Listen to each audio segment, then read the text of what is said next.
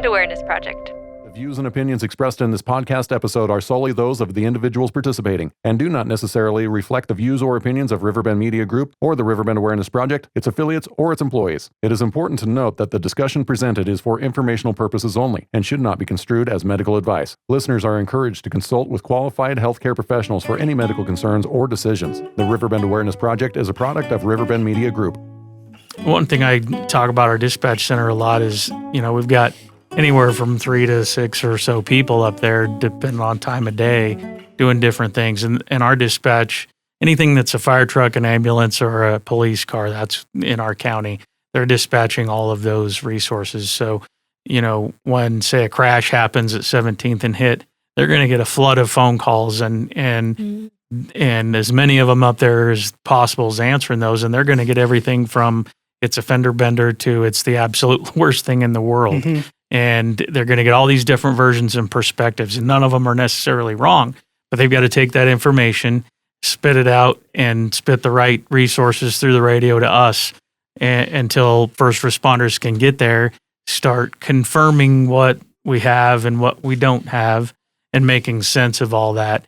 And it takes a little bit of time to do that, and but we're pretty efficient at it, And we tend to lean on the side of safety and get as much resources going or there, and then start scaling it down as needed or up if needed too. So it's not any different on these water emergencies. When we get calls, we try to, get what we could potentially need coming, at least what we can get on its way until we need to build out and build more. Yeah. You mentioned this earlier, cold water shock. Mm-hmm. What is that for people that don't know? So the best way to describe it is if you jump in a shower and all of a sudden you lose all the hot water and that cold water hits the backside of your head, what do you do? You gasp, right? Yeah. So we have, as babies, we have the mammalian reflex. It's in the back of your throat. You're able to eat and drink at the same time. As we get older, that muscle goes away, and that first initial cold shock is and it's uncontrollable. I don't care how many times you jump in cold water, you always do it. And if you haven't done it a lot, it's overwhelming. And if that first initial cold shock and your head's underwater and you have that gasp, you're already behind the game. Mm-hmm. You already got a mouthful of water, a lungs full of water, and you're coughing and hacking and trying to survive by breathing and fight through the swimming and whatever's coming at you. And so when we talk about that cold water shock is if you're not wearing a life jacket, or you're not prepared for that first initial, I don't care who you are, you hit that cold water. And we see it a lot, especially on these nice, warm, sunny days. Everybody's hot. They're sweating. The surface temperature outside is 85 degrees, but the water's 58 degrees. You hit it, and the first thing, it's that. And you can't change it. There ain't nobody that can change that cold water shock. And if your head's not above water, that first gulp is down your lungs. And you're already fighting. So when we talk about cold water shock, and then we call it the 1-10-1 principle. You have 1 minute to catch your breath. Get your breathing under control. Keep your head above water. 1 minute to catch your breath. 10 minutes of good muscle movement. You're at your peak. Your muscles are firing all 8, so whatever it is, you have how many cylinders you think you have. Everything's working as it should. And after 10 minutes, your muscle starts to fade. You fatigue. It just doesn't work. Your muscles we can't change that biology of it. The muscles are cold. They're not going to work like they would if you were firing on everything. And then you got 1 hour to stay afloat in cold water before you become hypothermic and you pass out. And if you pass out, you're drowning, right? And so we call that 1-10-1 principle. And that only happens if you got a life jacket on. If you can keep yourself above water, you've got to keep this. That's your best possible scenario without other factors. Without other factors. And we always tell people, if you're in ice water, if you're out on the ice and you break through and you can't self-rescue, it's going to be the most painful thing in the world, but freeze your arms to the ice. Because if you keep your arms on the ice, your head's above water. And if you can hold on to something, a stick or tree or whatever you can. But again, after holding on for so long, these muscles aren't going to work. Yeah. And you can see it in these flash flood, people getting stuck up in trees and they're holding, and then they just can't hold on anymore. And it's because your muscles are fading in that cold water. So it's the 1-10-1 principle we teach. 1 minute to catch your breath, 10 minutes of good muscle movement. I'm not going to say great. And then 1 hour of survivability before you become hypothermic and pass out. And so That's the cold shock we teach, and we try to break into people. It's good to know. What are some kind of myths or misconceptions about drowning and water safety that people are like, oh, this, and you're like, actually, no, not at all. We see a lot on drowning. Drowning is you pretty much engulf water, you asphyxiate, and you pass out. And so we call it the golden hour. So if we can get to you in that golden hour, in the rescue world and medical world, that golden hour, that first hour is so important. If you do drown, we are in rescue mode. We are in full bore, willing to risk our lives and other things and equipment to try to save you. We have documented saves up to an hour and a half of underwater and having come up and having a whole bunch of neurological function, getting them back. We do have one save in Bonneville County that I've been a part of. A 4-year-old child got trapped in a boat for 28 minutes at the bottom of the river. Wow. And it just was a awesome circumstance because it was right under the Broadway Bridge. We had a ton of first responders in the area. We had a boat on the water very, very quickly. We had divers in very, very quickly. We were able to go down, cut the boat free of the anchor lines, bring it to the surface. There were a medic right there at the bank. They got that baby up into the ambulance and straight to ERMAC. ERMAC had 2 neonatal intensive care doctors on at the time.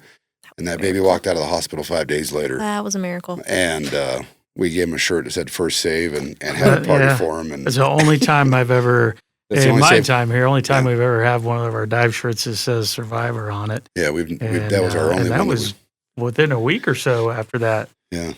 He was walking, talking out of the hospital. Walking and talking and Wow. just full of life. And that picture of that we had downtown, and I tell that story to a lot of people that come through the sheriff's office and tours. But there was 2 4-year-olds in the boat and 2 adults, and one adult and one 4-year-old went downstream, Yep. and the other 4-year-old had a life jacket. Both of them had life jackets. Both of them had on. life jackets, but as the boat went Yeah. down, it went stern down instead of bow down, and the boy got trapped in the bow Yeah. as it went to the bottom of the reservoir, or to the bottom of the river. His dad had anchored the boat wrong and created it just, once it got anchored to the ground, it went straight to the bottom. And by the time the diver could get in, find the anchor lines and start cutting, the anchor lines popped up, the boat popped up.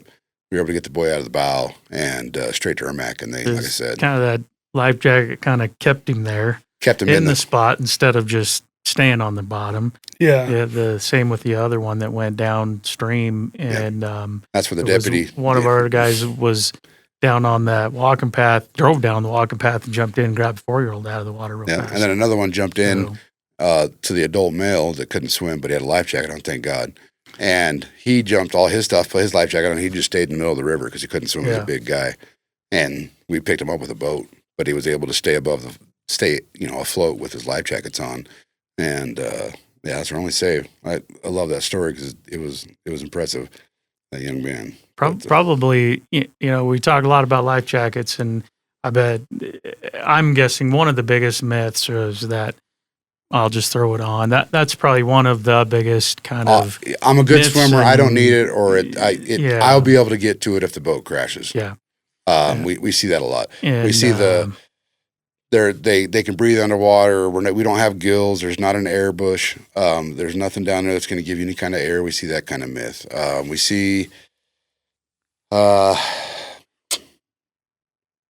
That's probably the most.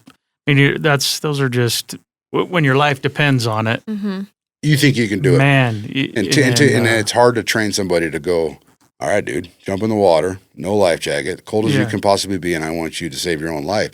Like I said, we do it as an ice rescue team with the fire department. We always challenge each other to see who's got the bigger at the end of the day. But I think it was 3.5 minutes, and he couldn't lift himself out of the ice.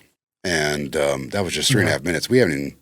Dispatch hasn't even finished reading the information yet. Yeah. When that time happens. So ice is particularly different too. People go out on that ice on the river and forget there's still current going on underneath that. Yeah. So if you go down in, you're staying with the ice. You don't know if there's it's an not opening. just a lake that's just chilling. And if you are holding on to that, guess what? All the edges of that ice get slick and slippery because what happens when you add ice or water to snow and even jagged ice? It's just going to start polishing off and getting slick, and your grip and ability is that much more diminished. And I think we had Well, we had one of our guys suit up in his suit and everything to get a dog that was stuck on a piece of ice and had a safety line and everything. Went out and helped get the dog in, but even just a couple of minutes, it was cold, still got cold. You put the dry suit and everything on, it still gets cold. Yeah. But trying to climb on the ice and try to get back to the bank without assistance, still very, very difficult. And they were planning for safety on all that too. So, the tricky thing, like the couple of drownings I can think of people jumping in with pets were tied to the ice and that kind of thing. And, but I mean, we're fortunate to have pretty good resources and try to keep up with that as best we can. And we have a good team that trains together and trains quite often throughout the year in a whole bunch of conditions because these things happen on nice days. They happen on the worst days. Yep. And we got to be able to function in that kind of an emergency no matter what. What are the most common reasons your team gets called out? Inexperience. I would say on the river, most of our rescues on the river are inexperienced with drift boaters and rafters, and they look at the south. 90% of our rescues come from the river, and so they look at the river as it's calm, it's not doing much. I can save myself. And if you ever try to row against the river or swim against the river, it's not easy. You're not going to win. Quick. You're not going to win. And so we see a lot of drift boats that either don't know how to navigate the river or they've got themselves, they had a fish on and they're fighting that fish and they don't know where they weren't paying attention how the boat's drifting into the trees on the side and the trees grab it and flip it over. We've had several like that. We've had several that have just missed their boat ramp exits and tried to row upstream and have got themselves in trouble. We've had jet boats that suck rocks, and when you don't have a jet, you don't have steering. You might have power to the boat, but if you don't have steering, then you're at the mercy of the river, and she takes you where she wants to go. You got to have propulsion to move that boat left or right. Yep. And we've got the big feeder head gates, which is the big feeders. Part of the Snake River. The Snake River runs the length of our county, but also runs up into Jefferson, touches Madison. And so it touches all these feeder canals that get fed into, and they don't realize how much water pressure is going in there. So they'll go fish next to the feeders or get close to it. And the water takes them into it, and they can't get out of it because the water's pushing them on. Goodness. And we've had that a lot. It could suck them down through. I would say inexperience, not paying attention. I got sucked through a covert once. I was on a pontoon boat, and I thought I had passed the current, so I stopped paddling for a half second, instantly was going back towards it. I'm so glad you're still with us, Jeff. And there was a head gate next to it, and I turned the pontoon boat, and I was like, I'm just going to have to pull myself out right here. Yeah. And as soon as I grabbed the wood and lifted up, the wood was wet and rotten and broke. Yep. Boat shot out from under me, and I went down, came up, and I thought, I've got one breath right now. And as I went through the covert, I just torpedoed. Yeah. And there was some wood lodged in the middle of it where it dropped down. Yeah. And I went right under it and popped out the other side. Yeah. And how did that happen? How did I not get hung up? Yeah. We've had a lot of farm incidents where they're riding four-wheelers, checking their head gates and fall in. We've had lots of we've had a couple of those. We've had lots of, unfortunately, suicides in the river and the canal systems and water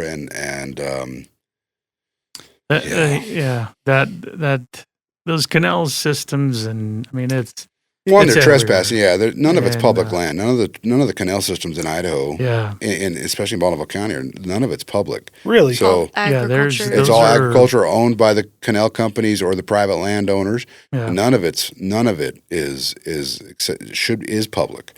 So when we swim in these canals, even the ones in Idaho Falls, right down here, the Idaho Canal and the Progressive Canal, none of those are public waterways. They are all private waterways. And so we talk about the trespassing issue, and that's the last thing we're thinking about. So, when I catch this guy, I'm going to give him a ticket.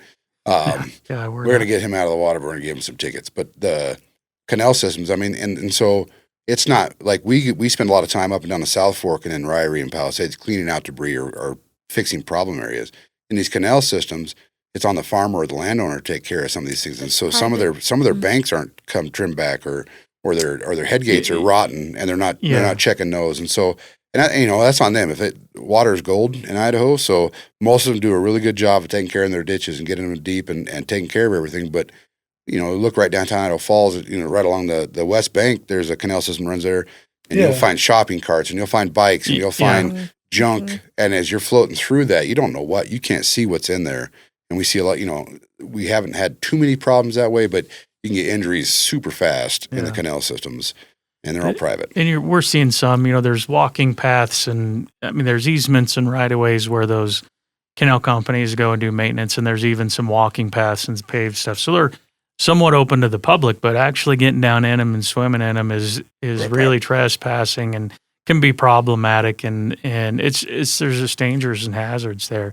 And it's maintained differently than the public waterways. It deserves the same amount of respect as the Snake River and the lakes, for sure. So water is just flat out a powerful thing.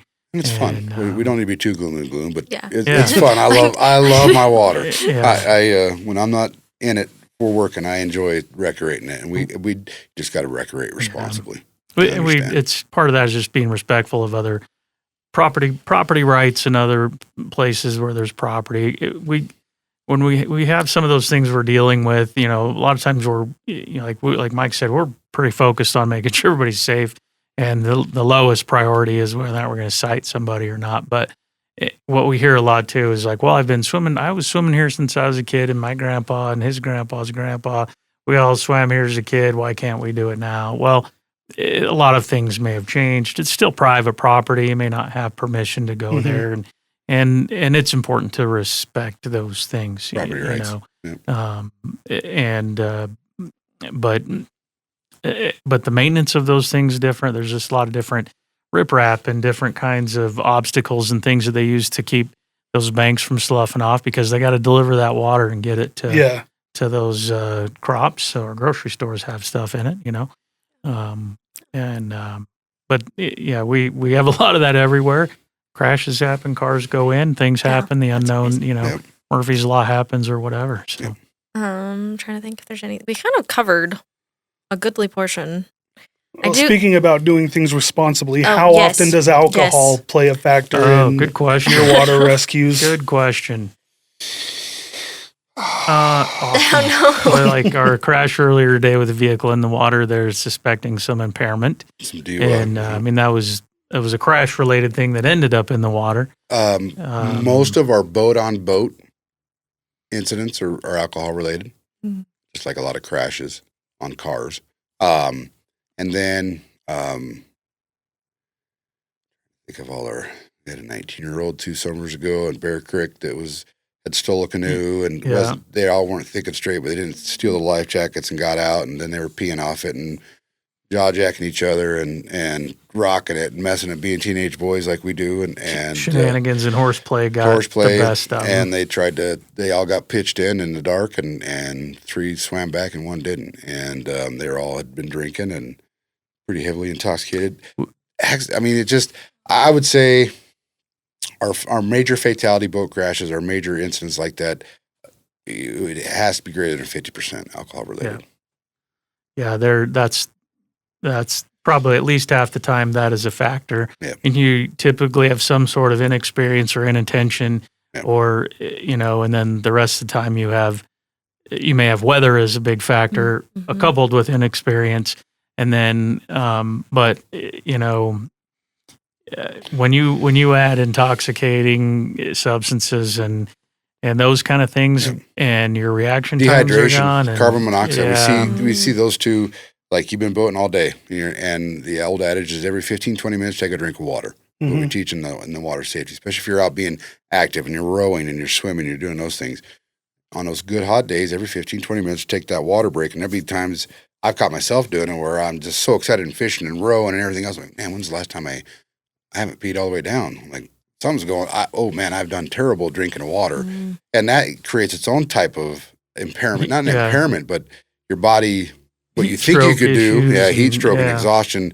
So being on the waterways and enjoying the sun and the waves and everything else, if you're not drinking, hydrating your body up, and not with the good stuff, but water. Water hydrates you. Like caffeine and alcohol doesn't necessarily hydrate the things you. that makes the waterways fun. Yeah. Recreate responsibly, like you were saying. It's all You part of the can being still get an responsible. OUI on a boat and a drift boat. Yep. Even if 3 logs tied together, with the Sun Umbrella and the Makita drill is considered a vessel.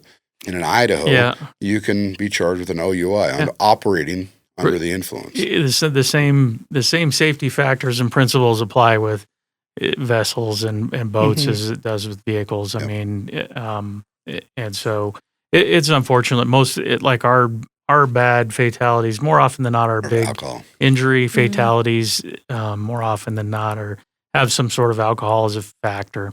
And like the one I was thinking of several years ago was a guy in the jet boat downstream from the Swan Valley Bridge, and just we're going straight and we're going hard and fast, and there's a corner and we can't turn, and now we're completely off into the rocks, and it launches passenger out of the boat and kills him, and I mean it's hard to be that person that survives that, and when you were controlling that boat, and they got charged and held accountable appropriately that way, but we would rather just not see people in that situation.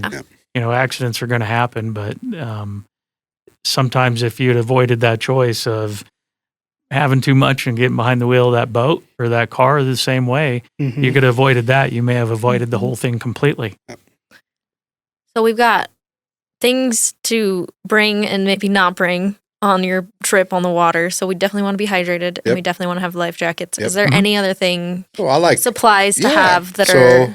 We have a list of things. And so as we teach in the water safety program, and I reference it because they're in high school. I'm like, y'all had a curfew, and y'all had a parent that wanted to know where you're going, who you're going with, what boat you take, what car you're taking, what time you're coming back, right? And so when we talk about water safety, is tell a good, responsible friend, and we emphasize responsible friend. Hey, I'm going out with the guys. We're going to go float the South Fork. We're going to be in my drift boat, and this is when I'm leaving. This is when I'm doing back, right? So we tell somebody, we call it the float plan. I'm going to go out. We're going to go spend the day at Ryrie today. We know we don't get any cell service down in Ryrie, so we're going to be and I'll be back at 5. An estimated time of when we're coming off the water is super good and we see a lot of that because we deal with the backcountry rescues too, is hunting season. I'm going to be back at 10 and it's midnight, and the wife's calling saying my husband's gone, and husband didn't tell the wife, well, hey, I'm hunting in my favorite spot. And she says, well, he's hunting in Palisades. I'm like, wow, okay. Palisades is That big. doesn't narrow it down. So then I'm like, all right, what color is his truck? What was he wearing? And they're like, Hunter orange. I'm like, well, great. There's the other 10,000 out there too. So we talk about things like that. And so, and a way to communicate, they've got, our cell phones now have, if you've got an iPhone 15 or higher, they have the satellite texting abilities. And all the carriers have that satellite texting capabilities. The Garmin inReach, your Garmin watches, there's so many ways to be able to send out an SOS signal or get a GPS location on you, are a good way to communicate. Some of the technology was way old, and we're like, hey, have Marine 16, which is an old UHF or VHF signal on your boat where we can communicate, because we still have it on our boat, so we could hear if there are old timers out there talking on the Marine channel. There was a dedicated Marine frequency for all boats back in the 70s and 80s and 90s, until we have all the communication we could imagine in our pocket. And so float plans we talk about, tell people what they're out doing, give us a description, tell us what boat you're taking, the colors, especially at night. I mean, if we have a boat overturned, we're using helicopters and drones. If they can see colors and things like that, that's huge. It's important to know what everybody's wearing. What color life jackets do I have in my boat? Stuff like that. Or what am I taking out on the waterways? Might be a good idea. Take that selfie and text it to this is what I'm wearing. Person. Our current drowning situation we got now is we want to know what clothes that way, and shoes and items he may have had. That way, if we find things, we know we can verify that we're looking correctly. And so it's tough to do. We don't think about it, but I always refer to it as when we all had curfews and the parents were asking us, okay, this is the time you're leaving, this is the time you're coming back, whose car you're going with, what friends are you going with? Because if it's those friends, then we got to worry about it. And so we teach that in the water safety in the high schools. So just tell somebody responsible, like, hey, I'm heading up to Ryrie. I should be back about 5. That's my plan. And then when it's 6 and 7 and 8 and we're getting those calls, then, that we should have some type of problem. So if your plans change, which they do, which they do, you know, but it gives us a good starting point. And so we call it the float plan. Yep. Oh, good. Is there anything else you guys wanted to cover that we haven't? Oh my gosh. There's I know I refer a lot of people to the Idaho State Parks and Recreation website. They have IDPR. It's boatidaho.boat. Yeah, so it's IDPR/boating program. Yeah. And they have all kinds of water resources and safety tips. And you can put in your boat information, like the size, and it'll tell you exactly what safety equipment you should have that's mandatory. Registration. And then all the other optional stuff that would help you, and like flare guns and first aid kits and sunscreen and stuff that's not mandatory by the state, but things they're like, oh yeah, I forgot. Here's a good idea. Pro tip. Yeah, tip from from the experienced boating program in the world. And then when we talk about the river's edge and especially currently on the Snake River where we're working, we've seen multiple times as people come right up to the falls and get tippy toe out on those rocks, and they're taking selfies and they're looking over that water's edge. And now we have a drowning, and I could see as those falls move over the falls, the spray hits those rocks. It's wet. It's not the greatest walking environment. There's a reason why the path is 60 feet the other way and not against the river's edge. Yeah. And so we see, just be mindful and respectful of the river.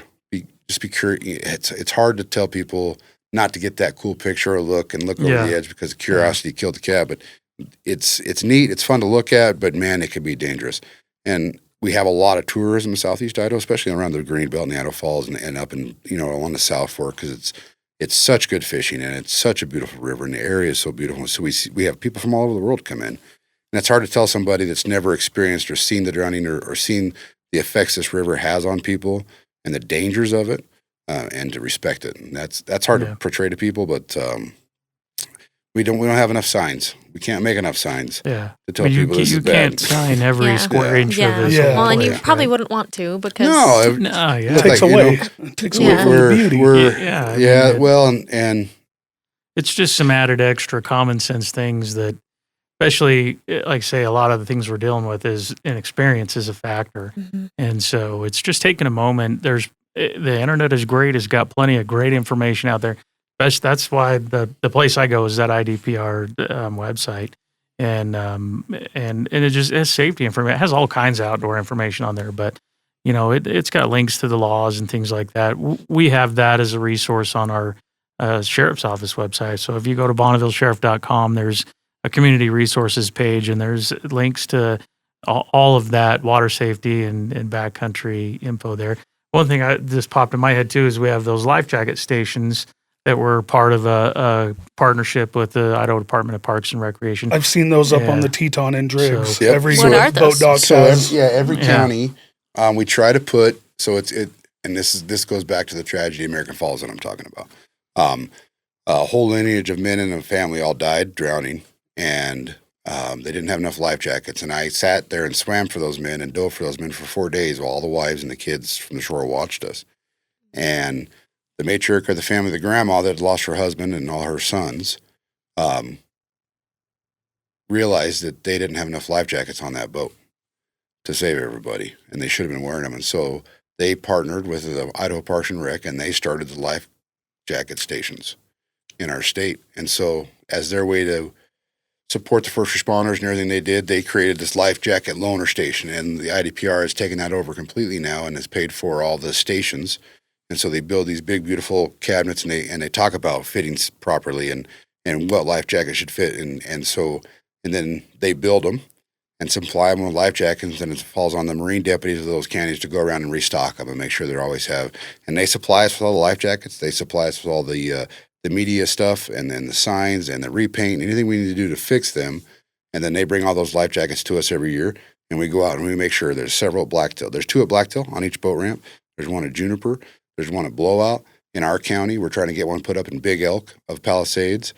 Madison County, Jefferson County, all the counties around us all have, depending on where they're at on the waterways, have life jacket loaner stations. And so most of those improved boat ramps and areas where people put in, you're going to Can people help? Can they donate? Yeah, so I think through IDPR they have a program to help support that life jacket, buy life jackets, because Okay. I've had several that have shown up at garage sales and everything else, and in my mind is if somebody used it that day and took it home, I'm okay with it. And I never want to see them empty, so I'm always restocking them. And at the end of the day, I want to make sure that, and we like to have them in the swim areas. There's one at down at Gem Lake. Yeah, there is one at Gem Lake. So out of tragedy, this family came up with this plan, and it was amazing. And so throughout the state, the whole state, and now other states, we've seen it down at Bear Lake in Utah and around surrounding states picked up on it as a great plan in these life jacket loaner stations. So you get in the boat or you just buy that kayak from Cabela's. They're not going to tell you to buy the life jacket too, because they don't, they just buy the, and so you get out there, you're like, oh man. And so we have all these life jacket loaner stations throughout and then we stock them with little infant life jackets all the way up to the big boys, and try to make those. If you get down there and you find yourself without one, or you lost one, or one that blew out of the boat on the way to the lake, or whatever the case may be. Somebody brings their kid that you weren't planning right. on. Yep, an extra person. And I think it's meant to go and use it and hopefully put back for someone else that needs one. And then when we're out on the boats too, in the county boats, we have several spares in our boats. Same thing, and we hand those out and say just leave them with the camp host, leave them at the ramp, pick them up. And if they get taken, I'm okay with it. As long as they're using them, take away. The family that went through that heartache, it was an awesome thing they did. We see it on the recreational side of it, on the snowmobiling side of it. We have tracker stations. So when you pull out of the parking lot on your snowmobile, there's a big green circle or a red X, and your red X says you're not transmitting your avalanche beacon. And it was two wives that lost their husbands on an avalanche in our area that came up with these, and so they paid for these beacon stations. As soon as you unload your snowmobile and everything goes on, you drive right past it, and if it's not transmitting, you'll get a big red square. Really? Yeah, or you'll get a big green light saying your beacon's transmitting. Wow. Because that's one of our, as we ride and we go into avalanche conditions. I know it's talking about water safety, but it's awesome what some of these victims' families have been. It's terrific what they've been through, but they've come up with some really cool. I don't want to see the next family go through this, and we see a lot of that, and it's kind of neat and kind of a cool thing. But the life jacket stations are awesome. That's happened just over the last less than 2, 3, 4 years at best. Yeah, crazy where how they quickly they grew, expanded. Now there's surrounding states that are doing it, and it's kind of a cool project. That is cool. Yeah. That's a perfect example of just some amazing ideas and an amazing project that comes from tragedy right there, and absolutely no doubt makes a difference for sure. It's got like on the avalanche one, I was like, oh man, I had it on searching and not transmitting. Just to flick a button, because it's a good reminder. If it's searching, it's not sending a signal. It's trying to receive a signal, and so it's not. It's telling me that if I were to be caught in an avalanche or a problem, then it's not going to work. Yeah. And now they have helicopters with receivers on them that we could fly over slides and things of that nature. We just create something like that for drownings. Nobody plans on drowning. No, they don't. No, someone will think. I don't. You never know. Yeah, someone might listen to this. Put an air tag on. Just kidding. I don't know if that would work in the water. A waterproof air tag. Yeah, we've tried it. You can't get the signal. Yeah. We've tried because we've thrown things in the water to try to figure current and find things. And we've tried everything. Best thing we've had is a beacon light that we can see as we dive by. We can see that there's light emitting. Like so flashing. A big something sonar. A big. And like I said, on our boats we have side scan sonar and we have total scan sonar that a lot of people see on the interwebs. The Adventures with Purpose, and when they came here and helped us find Jet Hell a couple years ago, the car down that was at the Greenbelt. Yeah, so Adventures with Purpose has what they call a total scan, and we ended up with the same type of sonar technology. Most of all of our boats, big boats that we use in rescue, have a side scan technology that gives us a really good image of the bottom at a 360 angle or at a 3D angle, and helps us search that way. And that was another one that one of our sonars came from a drowning victim that they bought their own, and we ended up buying it back or helping them, but they never left the waterways. They searched for their loved one with their own boat and own sonar, and they researched and asked a million questions, and it was awesome. And because they saw what we were doing, they wanted to help, and so they got out there, and it was. We've seen some pretty amazing things come out of tragedy. Well, 90% of it, I would say almost all of it, is avoidable. All water emergencies are avoidable. We just wear your life jacket and use common sense. Yep. Thank you guys for coming in, and thank you for what you do for this community. Thanks for having. Yeah. Thank you for putting this messaging out for us, because it's like being able to sit here and have an in-depth conversation at length about it is important, I think, to get out. We probably missed a million things. My brain's scrambled. You're good. Trying to remember everything that we push out and try to help. And It's a lot of good information for people to listen to. sure, well, we hope we do. Yeah, and I feel like too, just knowing like resources, knowing that they can probably ask questions too. Like Absolutely, ask questions. absolutely. Like if you're a parent and you have kids and you're like, oh, well, I'm not a great swimmer, but my kids want to go swimming and I want to make sure they're safe. I'm sure there's resources for them. Absolutely. Yep. And Yeah. Absolutely. There's a ton of stuff. Worth taking a moment to think about where and when and conditions and You might look funny. I can't expect every person to wear a life jacket that's going to be up there taking selfies next to the falls or something like that. And we would never, I could never see that happening. But understanding what happens if I fall and understanding the dynamics of this water and how hard it is. And currently in our search pattern, we're working now how Murphy's Law will say that I can't shut the water off. In years past, I could. And it's just, it's tough. Yeah.